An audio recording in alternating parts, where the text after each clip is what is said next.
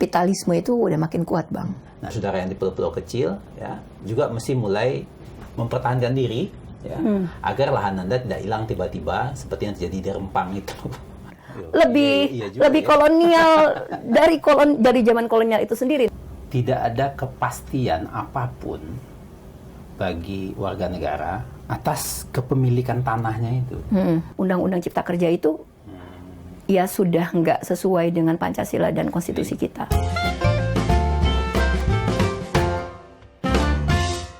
Saudara-saudara, jumpa kembali dengan Siaga Bicara bersama saya Amiruddin Al-Rahab. Hari ini kita membahas tentang suatu persoalan yang sangat pelik di Indonesia dan juga sangat banyak mendapat perhatian belakangan ini, yaitu tentang konflik agraria atau bisa juga disebut konflik tentang lahan atau tanah, lebih sederhana dimengerti oleh masyarakat. Nah, untuk membahas ini sudah hadir bersama saya Mbak Dewi Kartika. Siap, Bang. Sekjen dari Konsorsium Pembaharuan Agraria atau KPA.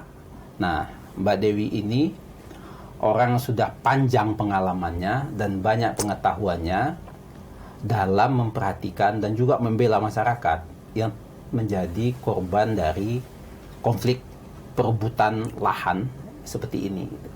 Nah, Mbak Dewi, ini kan belakangan ini banyak sekali peristiwa seperti ini terjadi ya, perampasan tanah kalau bahasa jalanannya itu.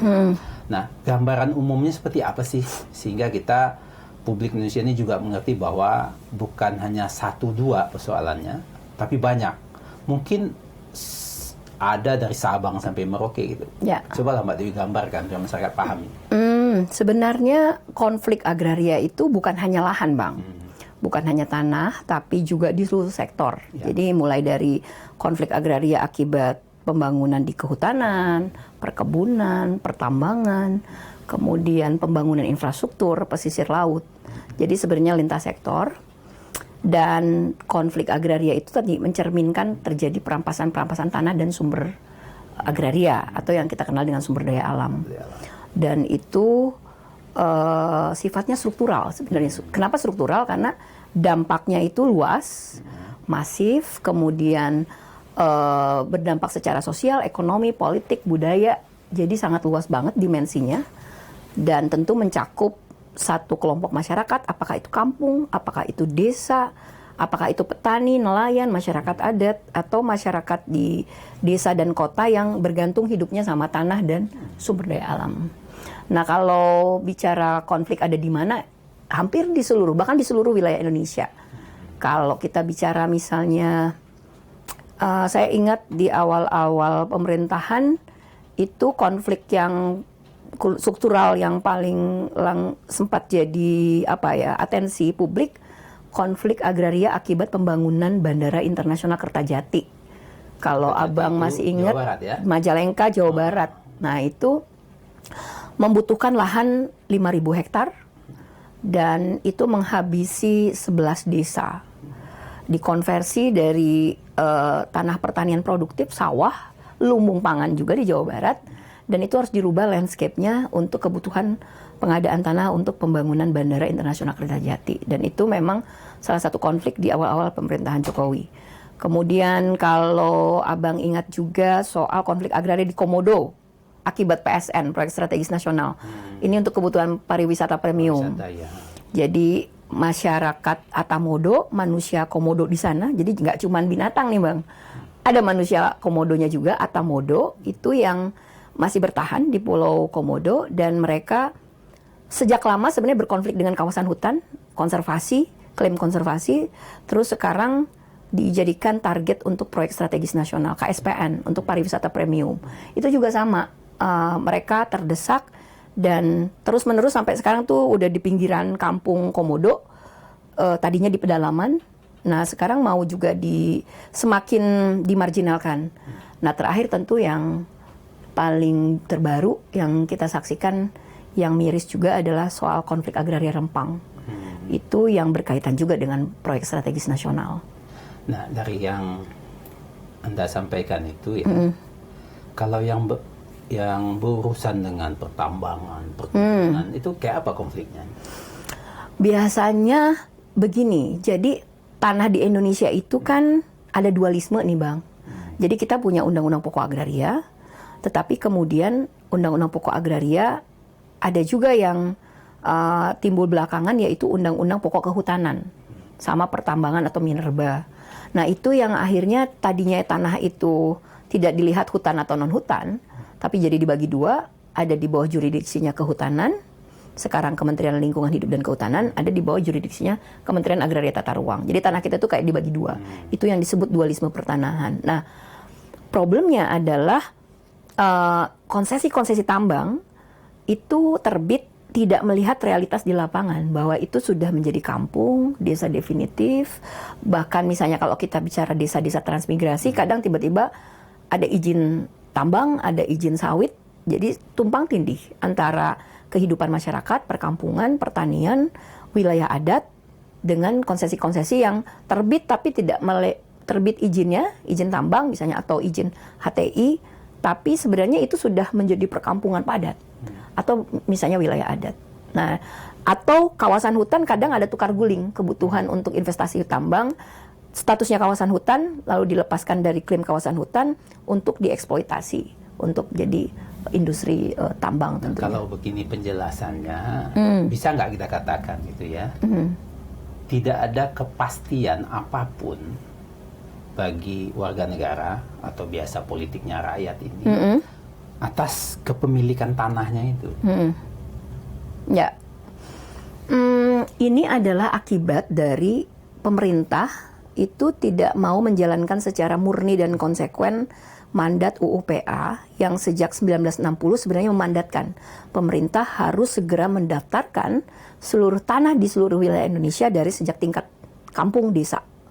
Bayangkan kalau itu dilakukan ketika awal-awal kemerdekaan, lalu masuk Orde Baru dan seterusnya sampai reformasi, sebenarnya pelan-pelan kampung-kampung desa itu akan terdaftar secara sistematis, secara nasional. Nah tapi kan kita tahu Orde Baru nggak menjalankan pendaftaran tanah itu secara menyeluruh. Disitulah letak kerentanan masyarakat, karena mayoritas penduduk kita, terutama masyarakat kecil, itu nggak terjangkau oleh tata cara kita atau pemerintahan kita dalam merekognisi atau mengakui mendaftarkan tanah-tanah masyarakat. Ada SKT, ada tanah girik, ada letter C. Itu kan surat-surat yang di masa lalu yang harus mulai didaftarkan ya oleh dalam sistem yang diatur oleh pemerintah. Nah, karena tidak kunjung melakukan, maka yang terjadi seperti sekarang, masyarakat rentan untuk digusur, tiba-tiba di atas kampungnya ada klaim HGU, klaim kawasan hutan, PSN, proyek strategis nasional, dan seterusnya. Iya, ini saya tanyakan karena gini, saya ini kalau di kampung ibu saya ini ya raja lah, kecil-kecilnya. Punya tanah ya? Punya kebun? Luas sekali. Itu tidak ada satupun yang disertifikatkan. Ya. Karena kalau disertifikatkan, itu seakan-akan kita mengingkari yang namanya adat itu. Hak ulayat. Ya itu. Jadi tanah di keluarga saya itu, di kampung itu, di Sumatera sana itu, tidak ada satupun yang berani mensertifikatkan itu. Ya. Itu kalau begitu bisa kapan saja diambil dong kayak gitu. Iya. Sebenarnya sama aja Bang. Bapak saya itu dari Buol, Sulawesi Tengah. Dan sama, punya kebun-kebun juga, cengkeh, kelapa gitu. Dan batas-batasnya itu ya hanya makam, sungai, tidak didaftarkan juga. Nah, itu masih dalam situasi seperti sekarang, seperti yang tadi Abang ceritakan. Jadi, sebenarnya kalau rakyat itu mengacu ke mandat konstitusi ya, pasal 33 ayat 3 dan UU-PA, sebenarnya boleh saja aman-aman, nyaman dengan tanpa harus mengantongi selembar yang namanya sertifikat, karena dianggap negara memproteksi itu dan mengakui itu sebagai tenurialnya masyarakat. Ulayat atau petani atau masyarakat desa, bahkan di kota sekalipun. Nah, problemnya pendekatan pemerintah kita kan sekarang legalistik ya. Apa-apa kamu punya sertifikat nggak? Tapi tidak melihat tadi kenyataan bahwa banyak masyarakat kampung itu ya dia secara turun-temurun sudah ada di sana, hidup bergenerasi, mengembangkan kebudayaannya, bergantung pada sumber daya alam, tanah, sungai, sumber mata air. Tapi dalam perspektif hukum positif, itu nggak legal, nggak punya hak atas tanah. Berarti itu Rentan, jadinya rentan di mata hukum positif ya. bukannya rentan itu mengerikan buat Mengerikan, seluruh Republik karena ini. setiap saat ya menjadi tidak tenang. Karena bisa saja, mohon maaf, ini untuk pembangunan Rempang Eco City, ini bagian dari klaim kawasan hutan, orang kan kaget-kaget loh. Sejak kapan kampung tua-tua ini, kampung tua itu bagian dari kawasan hutan? Itu karena ada nyebut Rempang gitu ya, ada satu pejabat lah yang mengatakan dia kan nggak punya sertifikat. Nah itu, Karena dia perspektif nggak itu punya Bang. sertifikat itulah, saya juga mikir nih, jangan tanah adat di kampung mak saya bisa hilang.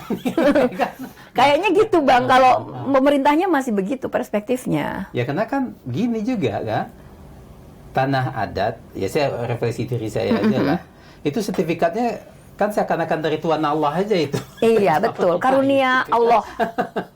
Nah kalau tiba-tiba bilang, oh ini nggak ada sertifikat bisa diambil alih oleh negara, kan betapa mengerikannya kita menjadi warga negara yang kepemilikan seperti itu tidak mendapat pelindungan sama sekali gitu. Betul. Kalau ngikutin UU PA, sebenarnya siapa yang paling berhak atas tanah? Bahkan ada hak atas air diatur di dalam UU PA. Ya orang yang menempati sejak awal, sudah sejak turun-temurun, itulah yang paling berhak atas tanah. Orang yang warga negara yang punya itikat baik, mau menyuburkan tanah, tidak menelantarkan tanah, jadi nggak boleh menelantarkan. Kalau nggak menelantarkan ya mendingan dikasih ke orang yang akan mengoptimalkan, mengusahakan, menjaga keberlanjutan alamnya, menjaga kesuburan dan seterusnya. Itu prinsip hukum tanah di Indonesia sebenarnya kalau ngikutin UU PA. Ya. Nah sekarang kita masuk ke soal Rempang tadi, yang ini kan paling banyak dapat perhatian sekarang, atau mungkin membuka mata masyarakat juga tentang kerentanan kepemilikan tradisional itu ya, adat itu ya. Nah Anda melihat pecahnya persoalan di Rempang ini seperti apa? Atau apa sih sebenarnya di Rempang ini yang terjadi gitu? Kasus Rempang itu adalah bentuk paling nyata konflik agraria struktural. Kenapa? Karena masalah Rempang itu sebenarnya sudah ada sejak lama, ada aspirasi warga Rempang di kampung-kampung tua itu untuk meminta atau mendesak pemerintah untuk merekognisi hak mereka. Kalau kita ingat 2019 Presiden menjanjikan akan saya sertifikatkan 3 bulan katanya, tidak lama dari 3 bulan. Nah artinya kan sudah ada keinginan warga itu untuk segera diakui atau dipenuhi hak atas tanahnya. Apalagi mereka kan kalau bicara hak asal usul atau riwayat tanah itu bahkan sebelum kemerdekaan sudah banyak bukti-buktinya, pemakaman tua, tulisan-tulisan dari etnografi dari tidak hanya domestik ya, di luar negeri juga tercatat itu Rempang itu adalah kampung tua. Nah, problemnya adalah ketika pemerintah membuat rencana pembangunan, merubah tata ruang, kemudian mencari investasinya, apakah dari domestik ataupun dari luar negeri, itu tidak mempertimbangkan realitas di lapangan bahwa ada aspirasi tadi yang ingin hak atas tanah segera diakui, dan memang itu adalah kewajiban negara untuk menjalankan itu, tapi itu abai tidak dilakukan sehingga tadi Bang, karena mungkin ada sebagian yang berpikir juga, ya ini kan tanah ulayat, tanah adat, masa sih diganggu, diancam dan seterusnya. Berpikir itu juga aman gitu, secure gitu. Ternyata enggak, pemerintah kita tuh tadi abai dan tentu ada faktor-faktor lain yang mendesak untuk tanah itu segera dibebaskan, di land clearing, segera dilakukan pengosongan. Karena tadi ada model-model pembangunan itu membutuhkan tanah yang super luas untuk melakukan pengembangan Batam. Dari sejak Orde Baru, bahkan proyeknya sebenarnya sudah ada sejak 2004. Nah, mangkrak termasuk salah satunya masalah pembebasan lahan, kemudian menemukan momentumnya setelah Undang-Undang Cipta Kerja. Setelah Undang-Undang Cipta Kerja, jalan keluarnya apa? PSN. Jadi sekarang apapun kalau proyek pembangunan, mau infrastruktur, mau pariwisata, mau pangan, mau tambang, kalau sudah dijudulin PSN, Proyek Strategis Nasional, itu bisa tokcer tuh Bang, bisa cepet proses-proses pembebasan lahannya, backing aparatnya juga bisa lengkap. Main terabas gitu ya. Karena prioritas, kalau udah prioritas nggak boleh dihalangin Bang. Makanya aparat juga siap siaga untuk udah masyarakat besok akan direlokasi, nggak ada pilihan lain, harus mau digeser. Bahasanya kan kemarin Menteri Investasi geser katanya, geser dikit aja. Nah ini kan juga menarik ya. Kalau nggak tahu Anda melihat ini sebelum-sebelumnya itu kan investasi itu kan di pulau-pulau besar, Sumatera, Kalimantan gitu ya. Sekarang bergeser ke pulau-pulau kecil kayak begini, kayak Rempang, pulau kecil sebenarnya. Atau dulu juga pernah terjadi di Sangihe gitu. Betul. Ya. Morowali macam-macam. Ini gejala apa sih? Jangan-jangan pulau besar udah habis sehingga masuk pulau kecil gitu. Pesisir pulau-pulau kecil itu mungkin tadi betul banyak masih tidak terlihat ya sebagai sesuatu yang sangat strategis, tapi juga kaya, dan tentu kalau bicara pemandangan alam ya sangat eksotis. Nah, salah satu yang sekarang paling banyak mengancam sebenarnya pulau-pulau kecil, wilayah-wilayah pesisir, itu adalah salah satunya selain soal tadi ya, entah pembangunan kota yang sifatnya smart lah, green apapun gitu. Ada juga soal pariwisata. Nah, pariwisata yang sekarang ini kan ada juga yang dilabeli pariwisata premium. Toba, Danau Toba, Pulau Komodo, itu kan lokasi-lokasi premium yang hutannya paling subur, tanahnya juga subur, lokasinya indah banget, dan itu dibutuhkan untuk tadi mendatangkan investasi besar. Bisa tourism, bisa sektor turis. Wisata premium itu wisata yang bisa dijual mahal ya kira-kira. Yang semalamnya mungkin berapa ya, tempat nginepnya paling murah mungkin 1,5 juta lah. Itu udah paling murah ya kalau premium. Nah, problemnya kan yang begitu-begitu itu tidak melihat bahwa boleh sebenarnya gini, yang berbahaya dari kasus Rempang sebenarnya kan, dan konflik-konflik agraria lainnya ketika ada protes dari masyarakat. Ketika dianggap pembangunan itu akan memberi dampak sosial, ekonomi, politik yang luas ke masyarakat dan sifatnya negatif, itu langsung dianggap itu anti pembangunan. Nah, sebenarnya inilah yang harus dipahami oleh pemerintah terutama yang punya kekuasaan dan kewenangan untuk melihat bahwa memang pembangunan apapun itu tentu itu keniscayaan ya dan kebutuhan. Tetapi kan tidak boleh melanggar hak asasi manusia. Ada aspek-aspek kemanusiaan, hak-hak konstitusional, hak dasar warga lah. Soal hak atas tanah, hak hidup, terhadap sumber mata air, dan seterusnya nggak boleh itu dimonopoli oleh satu gelintir kelompok. Nah, ini kan yang Anda sampaikan ini, bisa nggak kita katakan ini pada semua masyarakat yang berada di daerah-daerah eksotik, pulau-pulau kecil, mereka harus waspada gitu. Kenapa yang seperti di Rempang ini bisa terjadi kapan saja gitu? Ya, Rempang atau misalnya contoh kasusnya Labuan Bajo. Pasti Abang pernah ke sana. Labuan Bajo itu udah dikapling-kapling, Bang. Pakai nama-nama tuh, nama-nama entah misalnya kaplingnya Dewi gitu, ada di Labuan Bajo. Terus makin view-nya makin bagus, itu makin mahal. Jadi kita kalau ke Jalan Labuan Bajo itu kan udah dibentengi. Saya belum pernah ke seluruh. Belum ya. Itu udah dikapling-kapling, Bang. Nama-namanya itu belum pernah sampai. Bahkan nama-namanya aja pakai nama perempuan. Terakhir saya ke sana itu tahun berapa ya? Itu nama-namanya perempuan. Terus ditanya ke masyarakat, ini paling mahal itu makin view-nya bagus ke laut. Itu makin mahal. Nah, ya betul, memang harus waspada karena misalnya gini. Jawa sering dibilang masalah kemiskinan dan gurumisasi. Gurumisasi itu petani kecil, kecil lah ya, di bawah 0,5 hektar. Itu selalu dibilang itu masalah Jawa. Itu masalah Jawa. Tetapi kalau kita nggak waspada, pelan-pelan, Indonesia Timur, pulau-pulau kecil seperti Maluku, itu bisa jadi situasi gurumisasi itu pelan-pelan akan masuk juga ke Indonesia Timur. Karena tadi ekspansi bisnis, kebutuhan investasi skala besar berbasiskan agraria sumber daya alam itu makin masuk juga ke Indonesia Timur yang dianggap hutannya masih besar, masih subur, lahannya masih luas, penduduknya masih sedikit. Nah, pelan-pelan nanti alasan IKN kan Jakarta mau tenggelam, ya kan, karena sudah habis tuh dieksploitasi. Kalau Kalimantan Timur diperlakukan seperti Jawa pembangunannya, nanti Kalimantan Timur juga akan mengalami krisis agraria yang sama. Itu artinya penetrasi modal, pemodal besar, itu semakin akan cepat merampas tanah masyarakat gitu. Betul. Kapitalisme itu udah makin kuat, Bang. Nah, sekarang saya jumpa satu pertanyaan yang lain ya, karena itu. Ini kan hampir terjadi ya. Karena Anda bilang tadi, masyarakat itu jadi korban. Karena langsung ditabrakin dengan aparat hukum gitu, atau kepolisian lah. Nah, Anda melihat cara polisi ya, memperlakukan masyarakat ketika mempertahankan tanahnya itu, apa kritik Anda?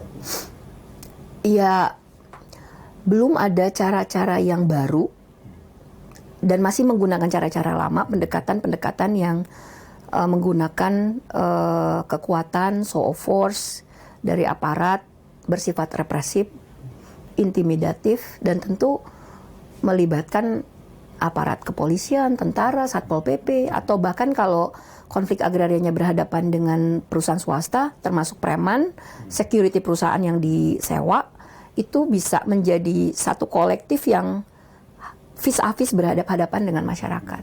Itu sering terjadi. Bagaimana petani berhadapan-hadapan dengan polisi, masyarakat adat berhadapan-hadapan dengan tentara, masyarakat miskin harus berhadapan dengan Satpol PP karena mempertahankan hak atas tanahnya dan wilayah hidupnya.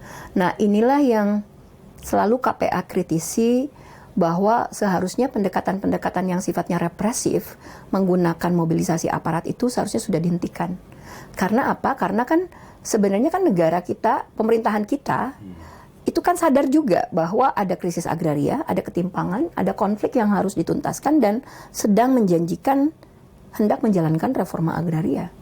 Pengakuan penuh hak masyarakat atas tanah, utamanya tanah dan sumber agraria lainnya. Nah, artinya kan ada paradoks nih di antara mau menjalankan reforma agraria, menyelesaikan konflik agraria, mengeluarkan kampung-kampung dari klaim-klaim konsesi, tapi di sisi lain ada satu kebijakan lain yang spiritnya, prinsipnya, tata cara bekerjanya lain yang itu justru ingin mengambil alih, merampas, menggusur atas nama pembangunan dan sifatnya tadi represif, kekerasan, bahkan sampai pada menangkap, kriminalisasi terhadap petani atau aktivis yang memperjuangkan hak atas tanah itu menjadi semakin cara yang sering ditempuh untuk melemahkan perjuangan masyarakat.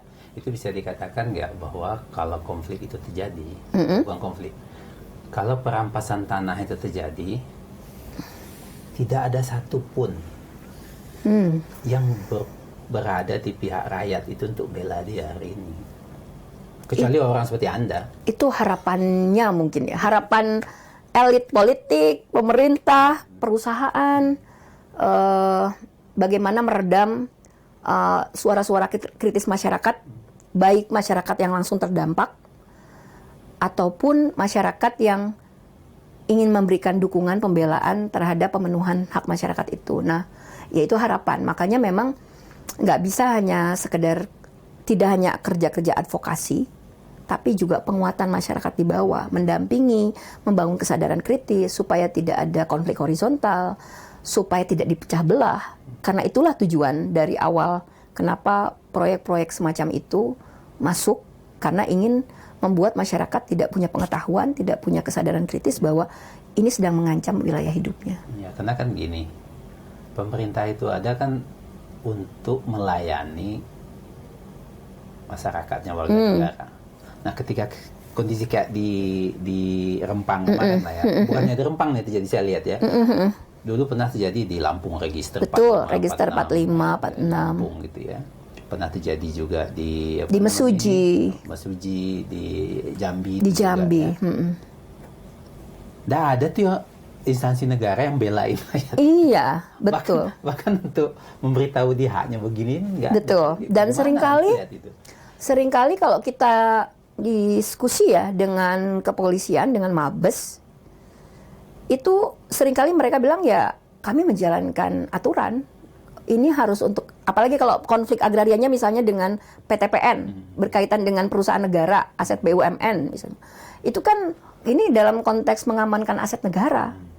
Padahal realitas di lapangan ada problem struktural yang dari dulu, dari zaman Orde Baru, bahkan penjajahan, itu kampung-kampung itu, desa-desa itu tidak kunjung dimerdekakan. Artinya tidak kunjung dikeluarkan dari klaim BUMN, PTPN, nggak dikeluarkan dari klaim perhutani, kalau berkaitan dengan kawasan hutan. Nah ini, saya ingat nih yang Anda sampaikan nih.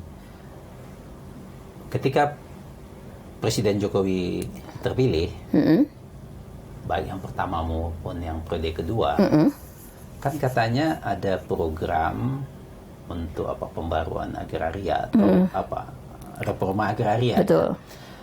Sebenarnya programnya apa aja sih yang mereka buat? Betul nggak dijalanin program itu? Menyelesaikan soal nggak? Ya, sebenarnya reforma agraria itu memang agenda yang didesakan dari gerakan sosial. Dan itu perjuangannya panjang, Bang. Untuk pemerintah mau menerima terminologi konsep reforma agraria itu perjalanannya udah 30 tahun lebih lah ya, untuk meyakinkan bahwa ini tuh memang Indonesia membutuhkan reforma agraria itu.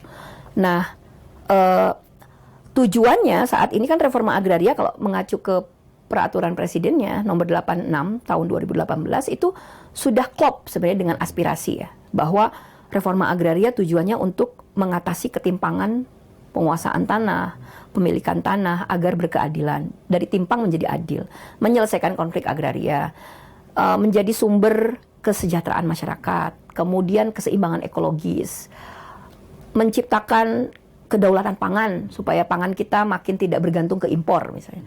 Nah, jadi tujuan-tujuannya itu sudah bagus. Tetapi problemnya adalah konsistensi dalam implementasi, dan ternyata political will-nya itu nggak cukup hanya sekedar oke, ada regulasinya yang sebenarnya udah operasional juga tuh Perpres itu, bagaimana reforma agraria harus dijalankan, tanah yang mana yang jadi objek RA, subjek mana yang paling berhak, petani, nelayan, orang miskin, sudah tuh aturannya. Tapi seringkali secara implementasi tidak ke sana arahnya, malah dibelokkan ke hanya sekedar sertifikasi tanah biasa non konflik gitu. Dia nggak mau nyasar kampung-kampung, desa-desa kayak Rempang misalnya, nggak dijalanin tuh. Bisa dikatakan nggak ini pemerintahan Jokowi memang membuat kebijakan di atas kertas gitu, di lapangan ya walau alam gitu. Ya, kita berhadapan dengan perspektif dan paradigma yang sebenarnya nggak berubah. Misalnya tanah, bagi kita kan tanah, bagi petani, bagi masyarakat adat, itu tanah bukan hanya barang komoditas atau barang ekonomi. Buat kita tanah identitas. Petani tanpa tanah jadi buruh tani, jadi ngerjain tanah orang, diupah secukupnya gitu. Atau masyarakat adat jadinya nggak punya tanah adat dan seterusnya. Nah, harga diri, dignity juga, identitas, kebudayaan juga. Tapi bagi pemerintah yang sekarang cenderung melihat investasi adalah segalanya, tanah hanya barang ekonomi. Ketika dia sudah jadi barang komoditas, barang ekonomi, itu sangat mudah ditransaksikan hanya oleh segelintir kelompok yang punya modal. Nah, disitulah kenapa kita bilang masalahnya sistem agrarianya itu semakin liberal dan kapitalistik. Mengacunya ke modal, pemilik modal. Jadi 10 tahun Jokowi jadi presiden, tidak mengubah apapun soal paradigma tadi. Paradigmanya masih tertatih-tatih, dan justru makin kesini mungkin karena tadi ya mau tahun politik ini makin diarahkan untuk mengamankan seluruh investasi berbasis tadi ya perusahaan-perusahaan skala besar, bahkan termasuk investasi asing kalau kita ngelihat kasus Rempang misalnya. Nah, sementara tadi cita-cita awal yang katanya semangat mau land reform 9 juta hektar untuk petani, mau memperbaiki ketimpangan, mau menyelesaikan konflik-konflik agraria struktural, itu makin lama makin lemah. Awalnya juga kita kritisi kok cuman sertifikasi tanah ya. Kalau sertifikasi tanah biasa ya itu bukan reforma agraria, itu ya semua negara juga melakukan sistem itu. Untuk abang beli wajib disertifikatkan, dilayani lah sebagai pelayanan publik. Sertifikasi tanah ya, kebijakan minimal. Yang clear and clean, nggak ada tumpang tindih sama konsesi. Tapi justru yang harusnya menu wajibnya itu nggak dilakukan tuh. Nggak ngeluarin konsesi dari kampung-kampung, nggak memerdekakan si kampung Rempang supaya aman dari ekspansi investasi, nggak mengakui si Atamodo di Komodo untuk punya hak atas tanah. macam-macam. Jadi atau Wadas misalnya kemarin yang kasus Wadas juga PSN juga itu yang tiba-tiba harus terancam kehilangan kampungnya karena mau dieksploitasi. Tempoh hari di Sumatera Barat juga PSN katanya juga ribut ya kan? Iya, Mandalika banyak sekali. Food estate sekarang untuk proyek-proyek lumbung pangan nasional. Di Jawa Barat kemarin tiba-tiba ada proyek kawasan ketahanan pangan. Kalau masyarakat awam pasti wah keren tuh bisa berguna buat petani. Ternyata enggak. Itu kerjasama sama Kostrad. Jadi, paradigma dalam memandang lahan, tanah, atau agraria berhubungan dengan warga negara yang memiliki lama, dalam 10 tahun ini bisa dikatakan tidak berubah secara signifikan. Gitu. Secara paradigmatik tidak berubah secara signifikan. Jadi implikasinya konflik ini terus saja berubah malah. Diperparah oleh yang terakhir tuh Bang, Undang-Undang Cipta Kerja. Nah, itulah ya. Oh, itu pemukulnya. Itu ya? fakta jelas bahwa orientasinya itu semakin pro pemilik modal.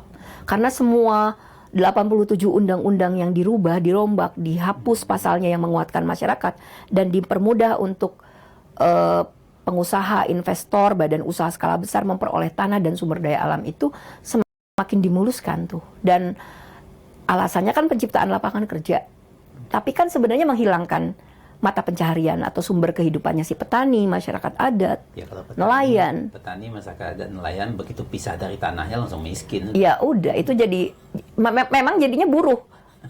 Lalu harus bekerja di perkebunan punya perusahaan gitu loh. Padahal mereka tadinya ya si petani, si pemilik tanah itu.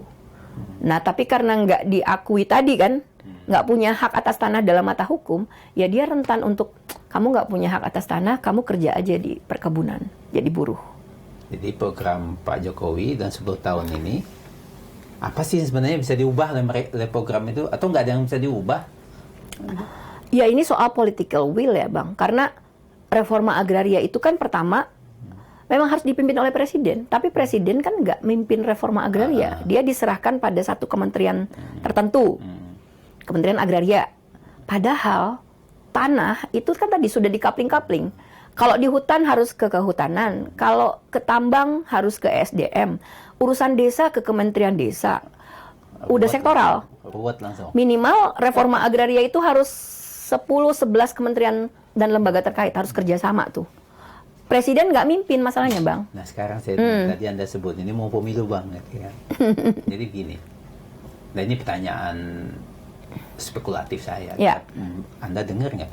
Jangan-jangan ini ya, di balik penguasaan alam besar ya kayak Rempang dan segala macam ini, jangan ada ini orang-orang yang mencari uang, ya, untuk membiayai politik aja. Gitu. Nah, itu berkaitan dengan partai-partai lah. Ya. Jadi apa? Sebetulnya apa yang Anda dengar? Itu bukan rahasia umum lagi. Udah biasa itu Bang. Apalagi kalau mau deket-deket setiap pemilu ya, pasti izin tambang, penerbitan HGU atau perpanjangan pembaruannya, pengadaan tanah untuk investasi apapun di seluruh sektor, pertambangan, pariwisata, properti, itu akan makin masif.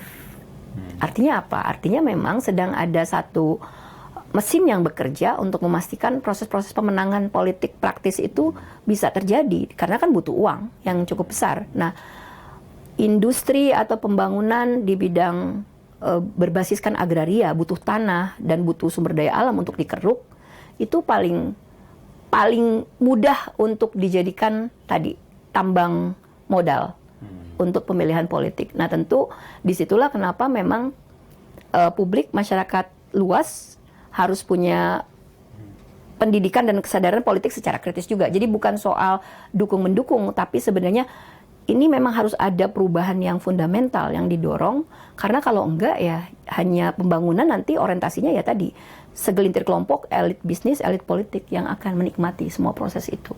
Yang katanya demokrasi, proses demokrasi.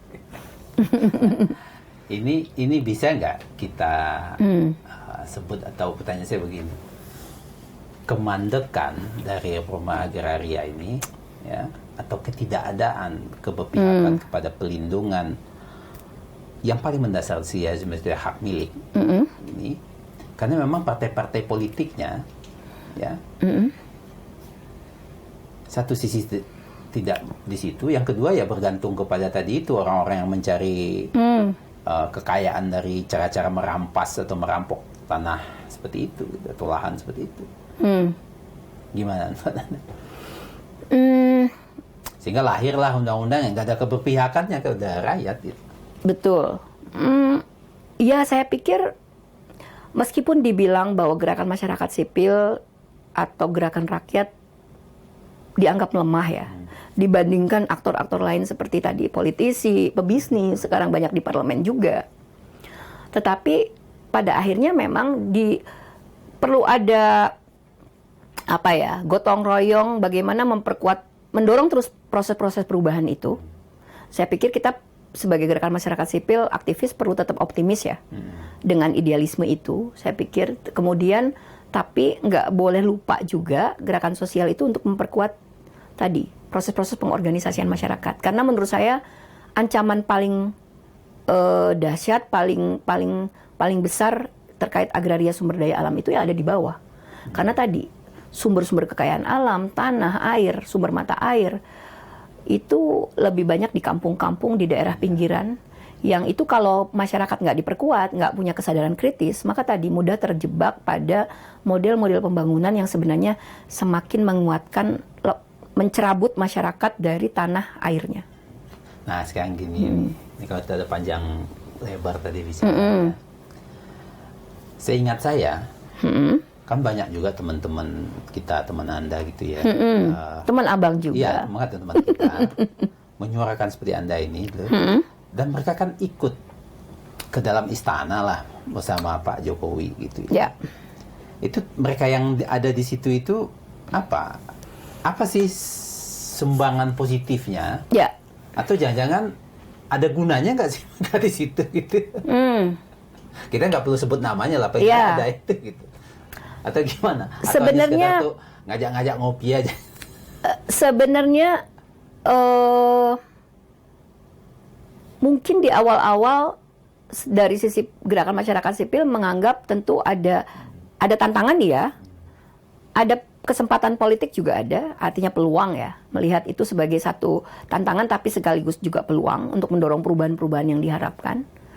Tetapi lagi-lagi memang problemnya adalah kayaknya kekuatan yang di dalam itu lebih cepat menarik sehingga yang masuk ke dalam itu sudah nggak bisa lagi menjadi penyambung lidah. Dia tidak memperjuangkan apa yang mungkin dulu sering kita diskusikan, bagaimana reforma agraria harus terus-menerus secara konsisten diperjuangkan, nggak boleh pragmatis, apalagi tadi hanya kepentingan justru memperkuat elitis, akumulasi tanah oleh segelintir kelompok itu. Tapi mungkin memang kayaknya mentalnya nggak kuat kali Bang di dalam itu. Jadinya adanya adalah tadi nggak jadi penyambung lidah lagi, justru membuat agenda reforma agraria. Karena saya bisanya hanya ngomong reforma agraria ya, nggak bisa agenda yang lain, tidak representatif. Tapi justru yang kita rasakan 10 tahun terakhir ini adalah semakin terjadi pragmatisme. Apa yang dimaksud reforma agraria? Tafsirnya menjadi menyimpang dan kemudian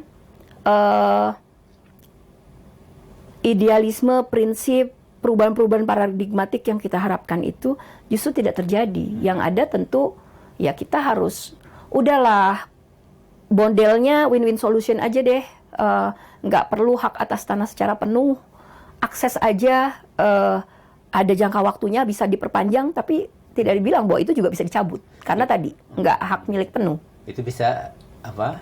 Anda bisa mengatakan kalau mau ikut-ikut begitu lagi, orangnya sih jauh lebih lebih kuat atau gimana? Atau perlu orientasi baru? Karena gini. Karena ini kan mau pemilu lagi. Karena gini, nggak apa-apa sih sebenarnya. Saya mendukung kawan-kawan yang berpikir bahwa mendorong perubahan tidak selalu di luar. Bisa juga di dalam. Nah, tetapi memang kalau nggak kuat ya nggak usah. Problemnya kan itu. Karena apa? Karena kalau masuk tapi nggak konsisten, nggak tangguh di dalam, maka sebenarnya dia juga bisa melemahkan yang di luar. Karena tadi seolah-olah yang di dalam itu bawa gerbong gerakan juga. Oh, representasi gitu ya. Itu berbahaya menurut saya. Harusnya kan memang kalau Kalau di dalam dan di luar ya diperjelas aja. Tapi kalau dia masih bisa menjawab aspirasi yang di luar dan menyampungkan ke dalam, disitulah sebenarnya yang diharapkan. Tapi kan itu relatif tidak terjadi ya. Yang ada kan tadi pragmatisme, kemudian sebenarnya ketika bahasa-bahasanya seperti berbeda dengan pemerintahan yang sekarang, sebenarnya kita ngulang lagi di zaman pemerintahan SBY, Orde Baru, kemitraan, ini klaim negara atas hutan, atas BUMN, masyarakat hanya bisa akses, hanya pinjam, hak pakai, tapi pengakuan hak penuh,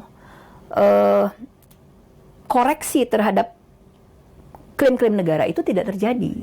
Jadi bukan reform yang kita harapkan. Nah disitulah sebenarnya ya tinggal kuat-kuatan nih. Tetapi saya percaya bahwa agenda kerakyatan itu agenda politik kok.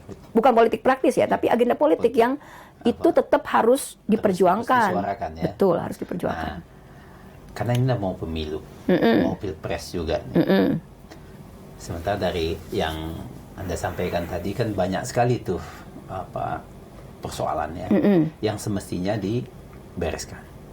Nah, apa yang mau Anda sampaikan kepada capres-capres ini yang sekarang mulai ribut ini ya, untuk bisa mereka mesti memfokuskan apalah gitu sehingga bisa melindungi seperti yang saya tadi katakan masyarakat atau warga negara atau rakyat yang memang memiliki lahan atau tanah atau tadi itu pesisir lah segala macam itu tidak ada ketakutan lagi gitu hal-hal seperti ini terjadi ke depan itu. Apa yang mesti dibuat oleh presiden ini gitu. Calon presiden ini daripada cuman kita mendengar populer si ini populer si itu aja. Kalau saya ingat apa yang dibilang almarhum Gunawan Wiradi. Nah, Pak Gunawan Wiradi selalu ngingetin penting untuk tetap optimis tapi juga pesimis. Kenapa dua hal itu penting? Karena optimis itu kan artinya kita masih tetap berjuang untuk mendorong perubahan, tapi pesimis itu juga diperlukan. Apa makna pesimis? Waspada. Karena urusan politik praktis atau kelompok-kelompok elit, termasuk kelompok elit bisnis ya, itu kan sangat mudah untuk, apalagi di awal-awal urusan pemilu pasti mana sih agenda rakyat yang tidak menjadi bagian dari kampanye itu. Artinya kan kita sudah banyak pelajaran ya. Meskipun kadang kita menjadi masyarakat yang cepat lupa juga, nggak kapok-kapok nih, sehingga tidak cukup kritis. Tapi saya pikir para capres-cawapres ini, saya belum melihat bahwa mereka bertanding dalam gagasan yang sifatnya lebih fundamental.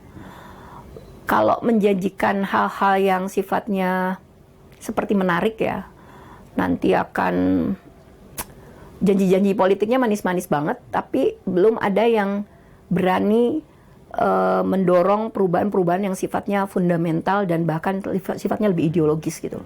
Ideologis tentu yang sesuai dengan Pancasila, Undang-Undang Dasar, Undang-Undang Pokok Agraria, yang sifatnya lebih perubahan paradigmatik. Bahwa ada yang salah urus kemarin itu dan sebelum-sebelumnya. Itu bisa dikatakan, Anda ingin mengatakan bahwa capres yang sekarang ini mesti menggunakan UUPA, Pokok Agraria sebagai standar untuk mengatur ini semua kembali gitu, tanahnya. Oh tentu, itu harapan kita. Termasuk kalau bagi gerakan reforma agraria, saya pikir secara khusus di KPA, kami tentu menantang juga para capres, cawapres, atau partai politik yang pernah berdosa mengesahkan Undang-Undang Cipta Kerja, itu untuk mencabut. Kalau misalnya menjanjikan reforma agraria, tapi nggak mencabut UU CK, itu gimana coba menjalankannya? Karena itu kan akan berjalan beriringan. Di tengah petani, rakyat miskin menunggu, disejahterakan, diberi keadilan, dipenuhi hak-hak konstitusionalnya, akan ada mesin yang lebih cepat bekerja untuk mengambil alih, mengeksploitasi, merampas, menggusur, dan seterusnya. Nah, sehingga memang ya tantangannya menjadi lebih besar. Karena apa? Karena legasi yang sekarang itu berat juga.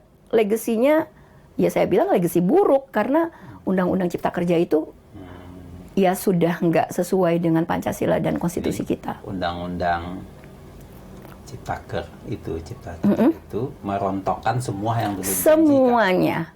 Semua yang pernah kita perjuangkan, misalnya di Mahkamah Konstitusi, kita pernah memenangkan Undang-Undang Perlindungan Pemberdayaan Petani, Undang-Undang Penanaman Modal yang menurunkan lagi HGU itu melanggar kalau 90 tahun. Sekarang di Undang-Undang IKN 190 tahun. Lebih kolonial dari zaman kolonial itu sendiri. Nah, jadi memang itu tantangan besar buat capres-cawapres ke depan karena legacy buruknya cukup besar juga di bidang agraria sumber daya alam.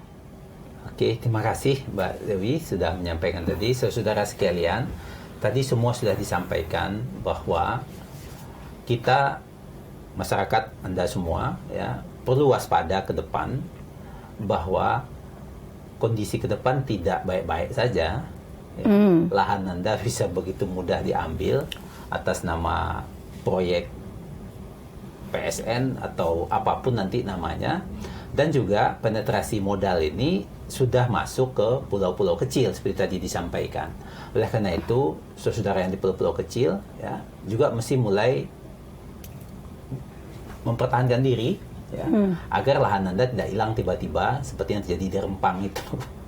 Demikian pembicaraan kita kali ini, Mbak Dewi. Terima kasih. Saya berharap KPA tetap terus konsisten menyuarakan perlindungan dan berpihak kepada rakyat yang jangan mudah menjadi kehilangan lahannya. Karena kehilangan lahan bagi masyarakat di bawah adalah jalan tercepat untuk menjadi miskin. Terima kasih. Terima kasih.